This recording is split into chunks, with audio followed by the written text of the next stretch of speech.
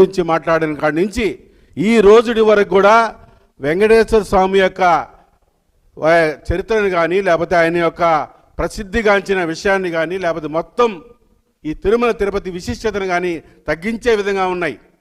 కాబట్టి ఈరోజు మరి భానుప్రకాష్ దగ్గరికి వచ్చేస్తే అంటే తిరుపతికి ఏకైక మణిహారం లాంటి కాషాయ వస్త్రధారి ఆయన. కాషాయ వస్త్రధారి అయినప్పుడు ఆయన ఎలా ఉండాలి? హిందూ మతానికి ఏమన్నా జరుగుతూ ఉంటే అకృత్యాలు లేకపోతే దానికి ఏమన్నా ప్రాశస్త్య తగ్గితే ఉన్నప్పుడు దానికి భుజాన్ని ఎత్తుకొని ముందుగా ఆయన కంఠాన్ని విప్పి దాన్ని కాపాడే విధంగా ఉండాలి. అంటే కాపలా కుక్క అని మేము అనడంలే, ఆయన అన్నాడు. సొంతంగా ఆయన కుక్కగా వర్ణించుకున్నాడు. ఎందుకంటే ఆయన సహజ సిద్ధంగా ఆయన కుక్క కాబట్టి ఆయన కుక్కగా వర్ణించుకోవడం మాకు తెలియదు. కాబట్టి కాపలా కుక్క అని 3 సార్లు మా అజయ్ గారు సారీ అన్నాడు. ఏం అవసరంలే, ఎందుకంటే ఆయన చెప్పుకున్నాడు. కాబట్టి ఎందుకు ఈ జరిగిన విషయాలప్పుడు ఈ కాపలా కుక్కకి ఏమైనా కునుకు తీసే అలవాటు ఉందా? ఆ కునుకు మాటలో ఏమైనా ఇవన్నీ జరిగినాయా అనేది మా అభిప్రాయం.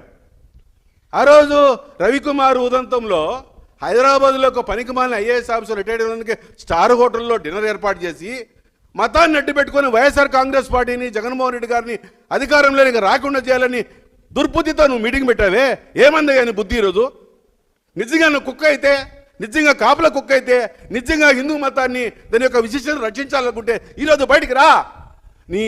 నీ యొక్క మౌనమే ఈ యొక్క నువ్వు వెనకుండి నడిపించావు ఈ తతంగమంతా అనే దానికి బలంగా మేము నమ్ముతున్నాం. ఈరోజు మాకు ఇంత గొంతు పెగులుతుందంటే నీ యొక్క మౌనమే. వచ్చి ఎందుకు మాట్లాడలా? లడ్డు విషయంలో అంటే హిందూపూర్ బాలకృష్ణ అయితే ఇందాపూర్ వచ్చి లోకేష్దా? హిందూపూర్కు ఇందాపూర్కి ఏమైనా సంబంధం ఉందా? అంటే రకరకాలుగా వస్తున్నాయి. దాని గురించి ఎప్పుడన్నా మాట్లాడేవా? నువ్వు తెలుగుదేశం పార్టీ అధికారం పదివా, పోయి బీజేపీ అధికారం పదివా? ఎప్పుడు గుట్ట మీద ఉండొచ్చు. అఫ్ కోర్స్ ఆడ లోటుపాట్లు జరిగితే హిందూ మతం నువ్వు నమ్మే హిందూ మతానికి ఎక్కడైనా ఇబ్బంది కలిగితే నువ్వు మాట్లాడగలంటే నువ్వు కుక్కని బిరుదు ఎడ తెచ్చుకుంటావు. కుక్కలు కూడా అవమానంగా ఫీల్ అవుతాయి. కుక్క అంటే విశ్వాసం కలది, నిజాయితీగా ఉంటుంది. ఒక ముక్క పెట్టినా పేదవాడి ఇంటో ఉన్నా లేకపోతే ధనికుడి ఇంటో ఉన్నా కానీ ఒకే విధంగా పనిచేస్తుంది. మీరు అలా కాదే.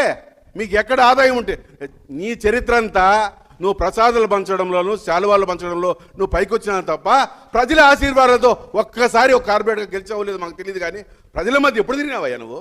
ఏ వీధిలో తిరిగినప్పుడు మేము చూసాం. అలాగే మా నాయకులు ఉన్నారు, కరుణాకర్ రెడ్డి గారు కానీ అభినయ్ గారు కానీ నిత్యము ప్రజలతో నువ్వు ఎప్పుడన్నా ఉన్నావా? ఎయిర్పోర్టు వదిలితే తిరుమల పొద్దున్నే వీఐపీ దర్శనం, శాలువా కప్పడం, ఆ ఎయిర్పోర్ట్ పోయి వీడ్కోలు పలకడం. ఇది నీ వ్యాపారానికి ఉపయోగపెట్టుకుంటున్నావు తప్ప ప్రజలకు కానీ హిందూ మతానికి కానీ ఏమి చేయడంలే. కాబట్టి స్టార్ హోటల్ మీటింగ్ పెట్టిన నువ్వు తిరుపతిలో కూడా ఉన్నాయి చిన్న చిన్న హోటల్స్ పెట్టు, ఇదే చోరీ పెని పెట్టు. అసలు నువ్వే దాపరికం చేస్తున్నావంటే, ఇంత గోప్యత పాటిస్తున్నావంటే దీని విషయం అర్థం చేసుకుంటాం. అందరూ ఇప్పుడు మీడియా అంటే ఒక సెల్ ఫోన్ చేతిలో ఉంటే కొద్దిగా నాలెడ్జ్ ఉంటే ప్రతి ఒక్కడు జర్నలిస్ట్గానే ఉన్నాడు ఈ రోజుల్లో కూడా నువ్వు ఇంత గోప్యతగా పాటిస్తున్నావంటే నువ్వు ప్లాన్ ప్రకారమే ఆ పెంచలయ్య గారి నియామకంలో కానీ ఈ దొంగతనంలో కానీ నీ పాత్ర ఉండాది అనే దానికి మాకు అనుమానం కలుగుతుండదు. అనుమానం నివృత్తి చేయాలంటే నాకేం తెలియదు, రా ప్రెస్ మీట్కి రా. పనికి మన విషయాలకంతా వస్తూ ఉంటావు నువ్వు. ఏంటి నువ్వు ఇండిపెండెంట్గానే గెలుస్తావా లేకపోతే బీజేపీ నువ్వు అంత నమ్మేట్టుగా ఉంటే బీజేపీ ఎందుకు టికెట్ ఇవ్వకూడదు నీకు? కాబట్టి నీకు కేవలం ఈ చేసుకోవడం లాబింగ్ చేసుకోవడం తప్ప వెంకటేశ్వర స్వామి భక్తులు నీ ఆస్తులు పెంచుకోవడానికే నువ్వు కాషాయ వస్త్రధారణగా మారినావు తప్ప నిజమైన హిందూ మతాన్ని నువ్వు నమ్మేట్టుగా లేదు. నమ్మేట్టుగా ఉంటే ఈరోజు ముందుకు వచ్చేవాడని విన్నవిస్తూ ఒకే విషయం కాబట్టి ఇంతమంది మాట్లాడినాము. కాబట్టి భానుప్రకాష్ రెడ్డి గారు మళ్ళీ డిమాండ్ చేస్తున్నాం, మీరు రండి, మీడియా ముందుకు రండి, మీ వివరణ ఇవ్వండి.